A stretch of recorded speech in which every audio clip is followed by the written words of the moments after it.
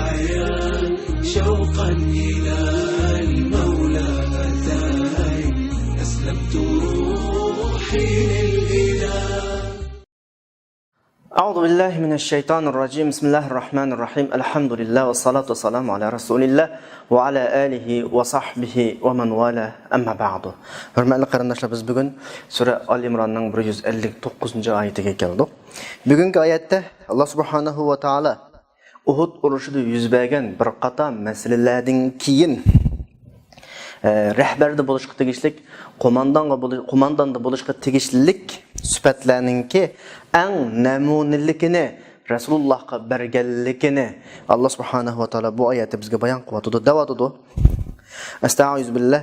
Fabima rahmatin minalloh linta lahum walau kunta faddan ghalidhal qalbi lanfaddu min hawlik fa'fu anhum wastaghfir lahum washawirhum fil amr fa idza azamta fatawakkal 'ala Allah innalloha yuhibbul mutawakkilin. Oyatni avval qisqacha bir tarjima qilib o'tsak sadoqdoshlar. Allohning rahmati bilan sen bularga muloyim bo'lding. Agar qo'pol, tashurak bo'lgan bo'lsang, atrofingdan bular tarqab ketadi. Ulardan o'tgan xatoliklarni afv qil, ular uchun Allohdan mag'firat talab qil va ishlarda ularga maslahat sol. Birinchi qarorga kelib bo'lgandan keyin fayda azamta bir qarorga kelsang, fatawakkal ala Allah. Allohga tavakkul qil. Allah tavakkul qilguvchilarni yaxshi ko'radi. Endi oyat ko'rganimizdek qarindoshlar buyruq shaklida emas, xabar shaklida bayon qilyapti. Allohning rahmati bilan sen ularga muloyim bo'lding. Bu buyruq yoki masalaninki naqadar muhimlikni ifodalashda buyruqqa qaragan vaqtida bekroq kuchli bir ma'no ifodalasi kerak. Ya'ni bu yerda xuddi Alloh subhanahu va taolo bizga buni demoqchi bo'lgandek, ey Muhammad, sening tabiating sallallohu alayhi vasallam shunda bir tabiatki bu masalada hozirgidan o'zgarmasin. Bular sana xiloflik qildi. Buyruqning xiloflik qildi. Jang maydonida chaqirib tursang qochdi. Bu insonni g'azablantiradigan bir ish. Bir qo'mondon bo'lib bilan jazolashga tegishlik ish. Ammo bu sening tabiatingni o'zgartmasin. Sening xarakteringni bu ochiqlantirmasin. Chunki sen bir rahmat payg'ambar bo'lib bilan Allah sana shundoq bir rahmat ato qildiki, sening tabiating muloyimlikqa bekib ketdi. Muloyimlik sening tabiatingning ayrilmas bir qismiga aylandi. Ya'ni Allohning bu yerda xuddi ifodalamoqchi bo'lgan nuqtasi yoki demoqchi bo'lgani ummat shunda bir musibatga duch keldi. Shunda bir g'amga patdi. Chunki nurg'un mag'lubiyatga uchradi-da, jazolandida hisobda. Mashta bir qalbi yaralangan bir ummatga Rasulullohning texmi mejvalligini qo'zg'ash. Va bu yerda shuni demoqchidekki, sen bularni jazolama demoqchi. Chunki sening tabiating rahim. Sening tabiating qo'pol emas. Sening tabiating tashurak emas. Sen mushu masalada aslidagi tabiatingdan chiqib ketma. Xuddaligi biz odatda normal turmush so'zlarimizda siz go'zal axloqliq desa, siz go'zal axloqqa zid ishlarni qilmaysiz. Ya'ni qilmang degandek bir ma'no ifodalaydi ya. Bu yerda Rasulullohni sening qalbing yumshoq, Alloh sana rahmat qildi degandek ma ifodala, sen mashta bo'lishing kerak. Bu holatdan boshqa bir holatga chiqib ketma. Sen bir rahmat payg'ambari degandek bir ma'noni qanday qiladi ifodalash kerak. Uning ustiga oyatning ifodalash qurilmasida qarindoshlar arab tilininki bunda bir ahvol va alohidlikki iniq artikel, iniqsiz artikel deb qo'ydi. So'zlarni iniq shaklda, iniqsiz shaklda keltirdi. Masalan, misol olsam, o'quvchi. Bu bir iniqsiz so'z. Helaqa o'quvchi. Bu iniq so'z.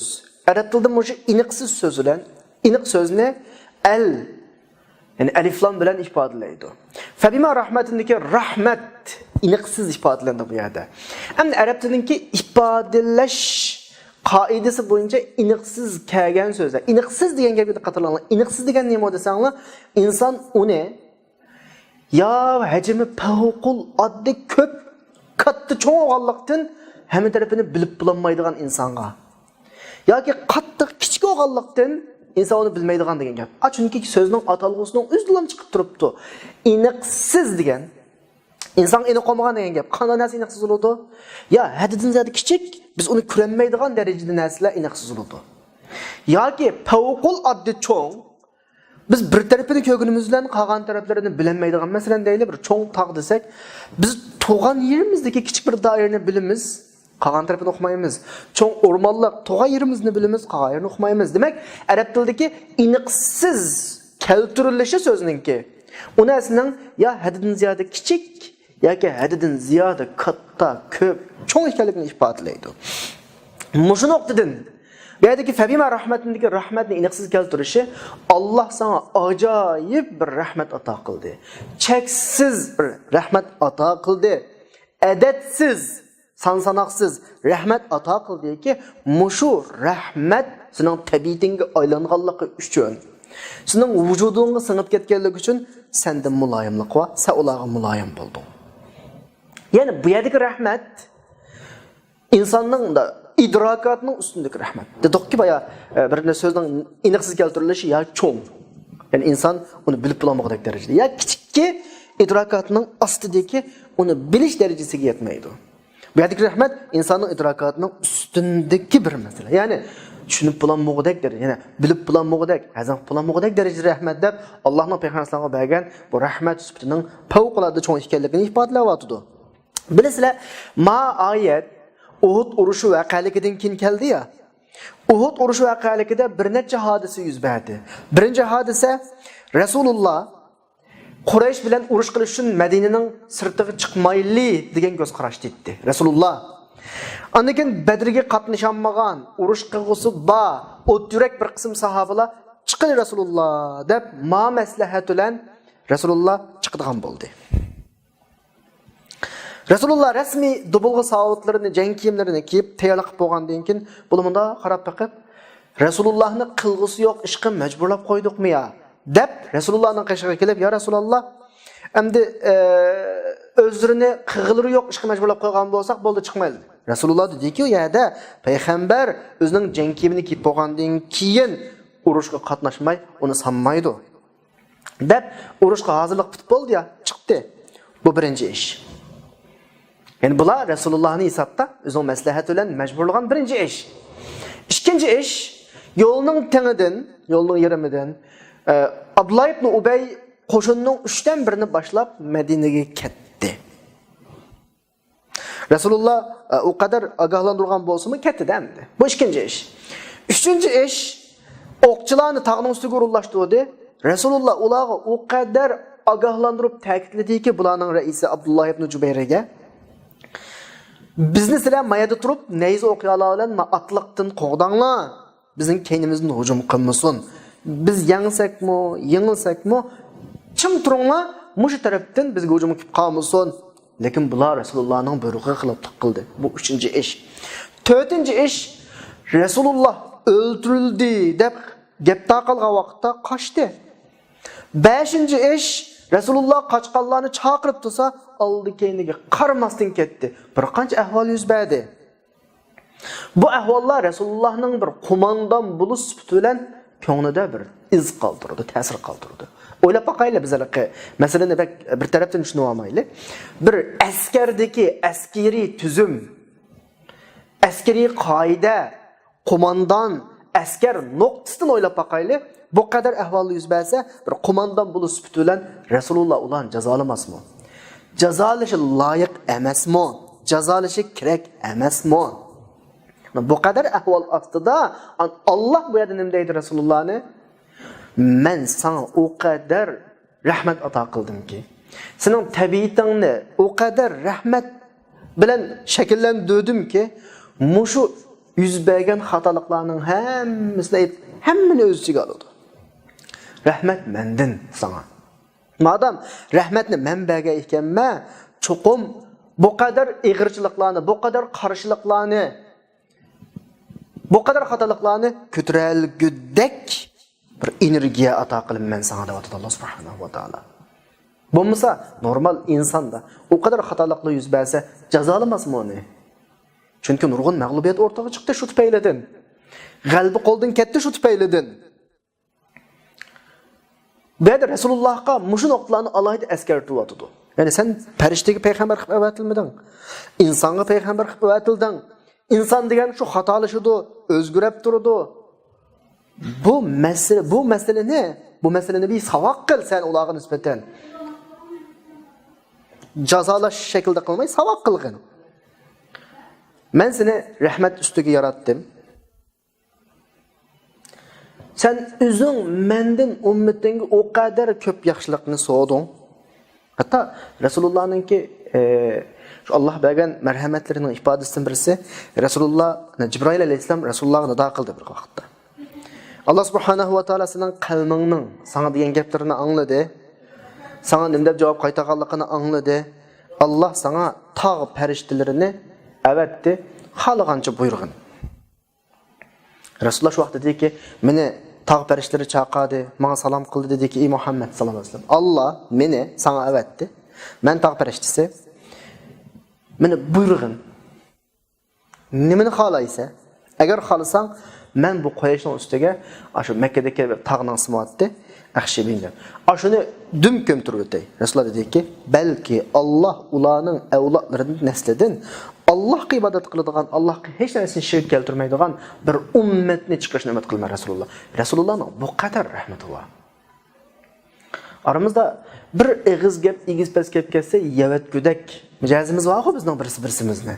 Rasulullohga Qurayshdan kelgan aziyatning 10dan birisi kelib qolsa, biz voz kechimiz unda odamlardan.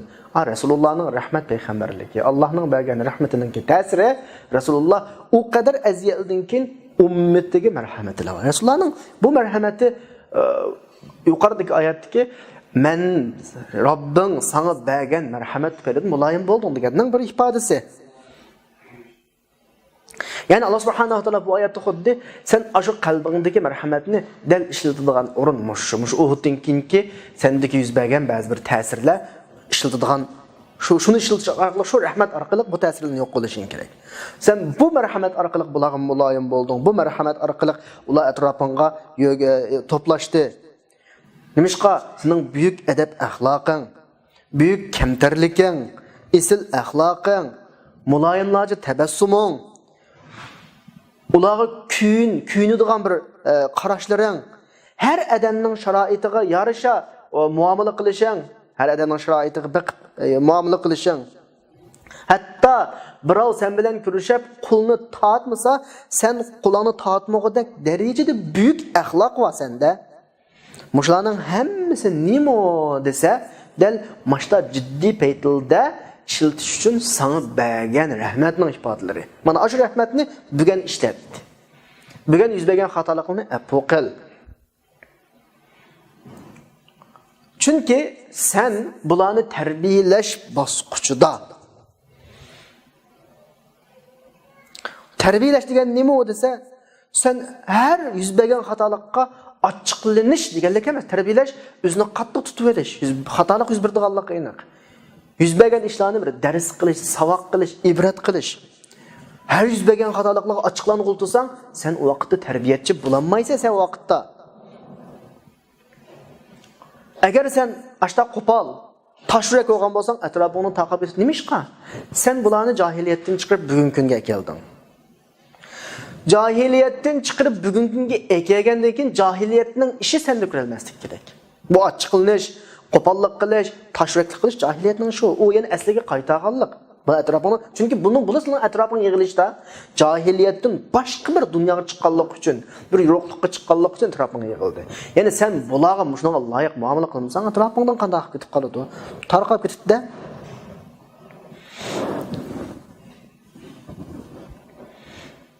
Chunki sen navbatga tushgan bir xil ahvol sen bularni shundan qutqizish uchun avatilgan payg'ambar. Sen bularni hozir qadar tarbiyalash jarayonida nurg'un narsadan chekilding, nurg'un ishlardan tozilding bularning qalbini, axloqini go'zallashtirding. Endi sen bu ahvol ko'rib qolsa, bo'lmaydi demakchi. Bo'lmaydi.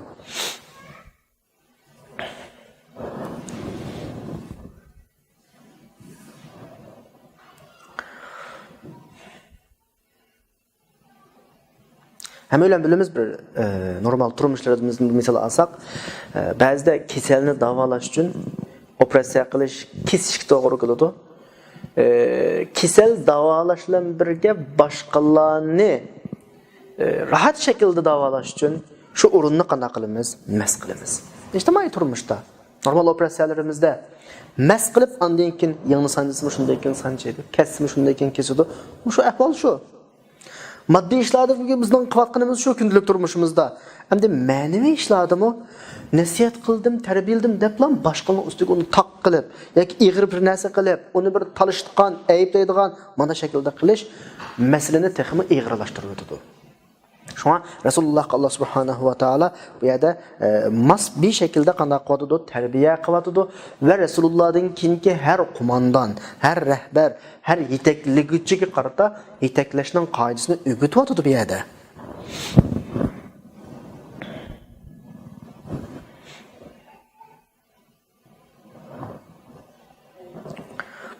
Hammalar biladigan bir hikoya var. Bir padişah tush ko'rganmish. Tushini boshqalarga ta'bir berish uchun degan vaqtida padishahning tushiga asosan ahlingiz, butun urug' tuqqanlaringiz sizdan burun o'ldi ekan. Ta'birlar berildi. Padishah bunga ochiqlab, hammani qana qildi, zindonga atdi yoki kallasini oldi degandek bir hikoya. Yana birisi ta'bir berib, siz hammadan bak uzun ömür ko'rdi ekansiz. Buni mukofotladi. Amaliyotda ikki ta'bir o'xshash. Ammo birinchi ta'bir anglag'uvchining ichki dunyosiga nima uradi, aziyat uradi. Ochiq qo'ydi uni. Ammo ikkinchi ta'bir uni xushal qiladi. Ya'ni masalani tuzishning usuli har xil. Eng go'zalini tanlash kerak. Hikmat bilan ish tutish kerak. Bu go'zal axloqning bir ifodasi. Yani Rasululloh sallallohu alayhi vasallamga Alloh subhanahu va taolo bu şekilde qanday qilyotdi, nasihat qilyotdi.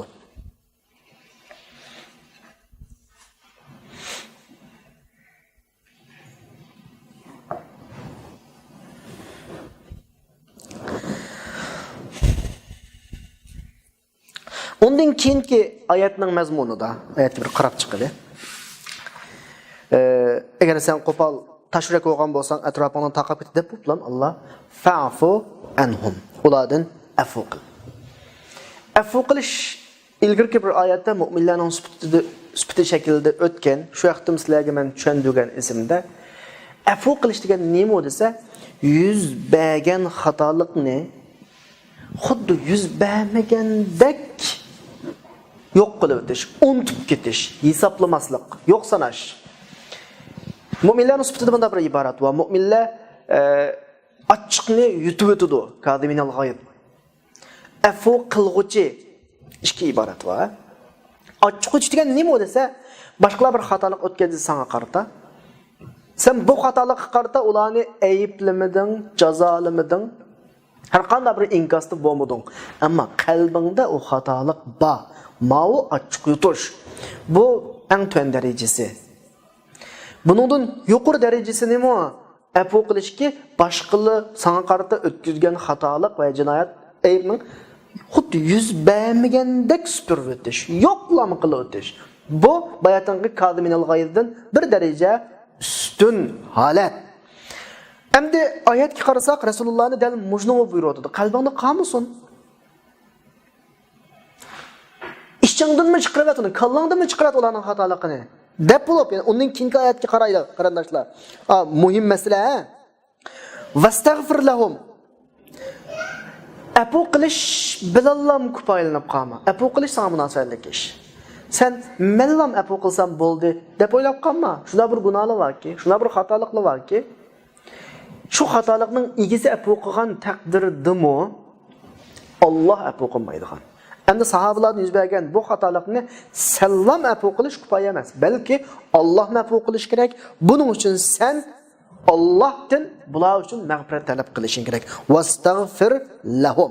O'zing afu qil va Allohning afusini so'ra. Ma'u Rasululloh qarta yana bir darajada Alloh subhanahu va taolo ta'limot beryapti. Fa'fu anhum Rasulullohga xos. Vestagfir lahum onun qilgan ishi sabablik. Masalan, o'tkazgan qator tufaylidan Uhudda mag'lubiyat yuz berdi ya. Mushu sabablik Allohga qarata bularga kechirim so deb Rasulullohga bir ilgirlagan, texmi yuksalgan darajada bularga marhamat qilish, yaxshilik qilish, rahmat ifodasini ko'rsatishni Alloh subhanahu va taolo Rasulullohga buyuryapti. Undan keyin dedimdi va shawiruhum fil amr. Ular bilan ishlarda maslahatlash deydi. Menda bunda bir nokta var.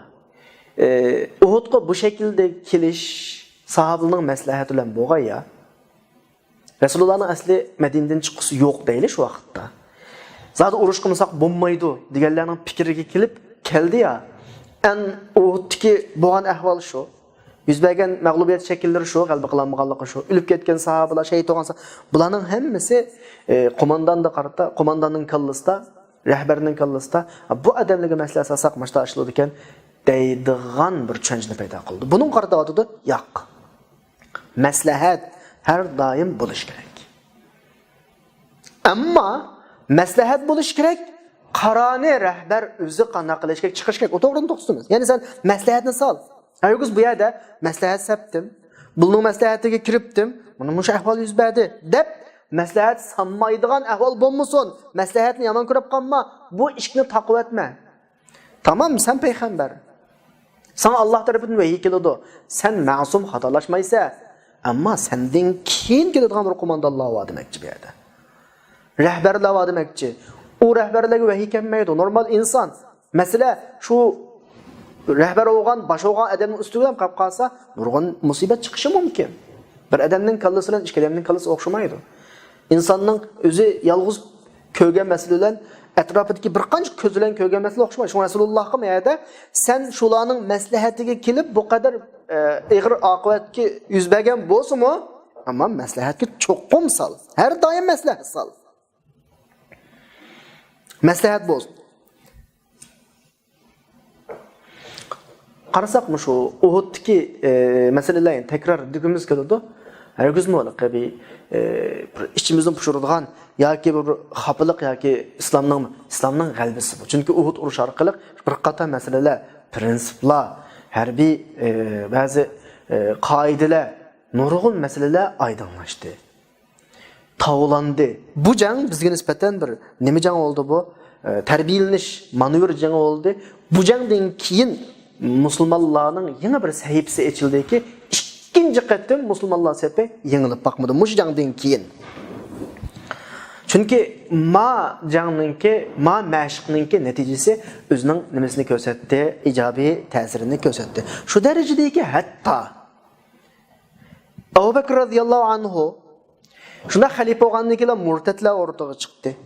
Nima ish qildi shu vaqtda Abu Bakr radıyallahu anhu? Maslahat saldi. Oyatning talabi shu. Ba'zilar deydi, "Ya unda qilma." Hazır aciz o bu. Abu Bakr radıyallahu anh şunun məsləhətini anlamadı mı? Yox, anlamadı. Məsləhət saldı. O başqa gəp. Məsləhətini eliş, anmaslıq başqa gəp. Amma mühimi məsləhət bolsun. Ayətin tələbi şu. Mühimi məsləhət bolsun. Onu eliş, anmaslıq başqa məsələ. Yəni məsləhətdə xilma-xil məsləhətlər olurdu. Rəhbər olğan insan, kişi en muvaffaqını tanlab alsa buludu. Hem maslahatini eliş ona nispeten nima emas, mecbur emas. Çünkü köz insanın közü yaqinni, yiroqni ko'radi, ama bu köz üzni ko'rmaydi. Yani özünün fikrinin qanchlikligini inson o'zi uqolmaydi. Maslahatga tashlagandan keyin sening fikrini boshqalar ko'radi.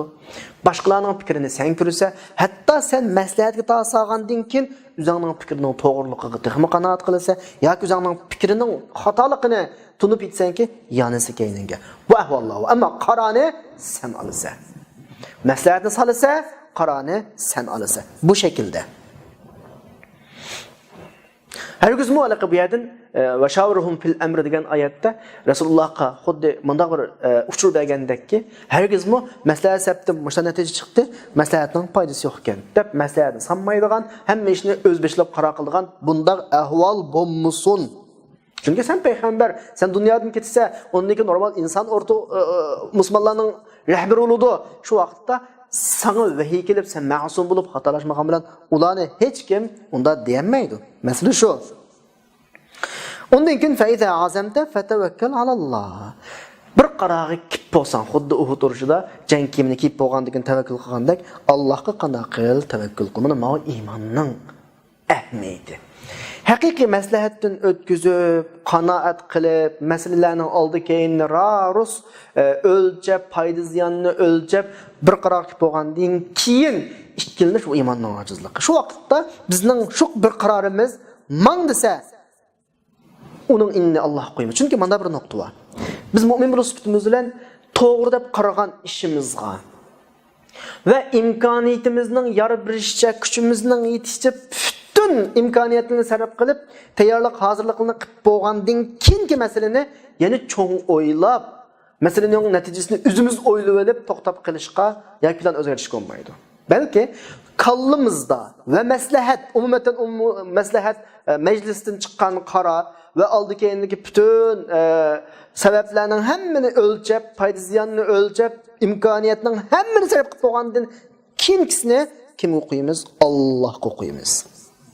Chunki sababni eng mukammal shaklda qildik. Buning musabbibi hamdi. Ro'yobga chiqaruvchisi Alloh. Chunki sababning ustida sababning egasi bor. Bizning qoidamiz shu qarindoshlar. Biz ishlaymiz. Ya'ni sababni qilamiz makchi. Qalb tavakkul qiladi oyatda ketadi. Fatavakkal alalloh. Natijani Alloh keltirdi. Mana bu bizningki hayotdagi iymon prinsipimiz. Munosabatlar qarindoshlarim shuni asıltimi? Meseleni qarani obdan almasdin, maslahat sanmasdin, oldi keyinni o'lchmasdin, qilishga tegishli sabablarni qilmasdin, qilishning o'zimi xato. Yoki hech qanday ish qilmay, biz degan tavakkul qilamiz. Allohga qo'ydik hammani, Alloh qilib berdi degan bir da'vo, quruq da'vo bilan yo'lini verishning o'zimi xato. Tavakkulning eng o'lchamli formulasi biz qo'limizdan keladigan bütün ishlarni qilamiz, undan keyingisini Allohga qo'yamiz. Bundan boshqasi haqiqiy tavakkulchi emas. Birovlar hech qanday ishni qilmay, hech qanday ishning jafosini ustiga og'zi kelmay, qiyinchilik bo'lib, ya biz degan tavakkul qiladigan noshlar deganlarga nisbatan deydigan gapimiz, sen haqiqiy ig'zingdan chiqqan tavakkul gaping Rasululloh bo'lsa, aldığın kelgan tamoqqimi qo'lingni sunma. Tavakkul qil. O'zi kirsin ig'zingga. Chaynama, tavakkul qil. O'zi yumshsin. Yutma, tavakkul qil. O'zi qo'sqonga qana qilsin, kirsin. Ya o tavakkul emas o. Hech qanday ishni qilmay bir odam tijorat qilmay turib, Allohga tavakkul qildim, rizqimni Alloh berdi. Tavakkul emas o. Bir jangning tabiati, qoidasi taqozo qilgan hazırlıklarını qilmay turib, tayyorliklarini qilmay turib, g'alaba Allohdan tavakkul emas o.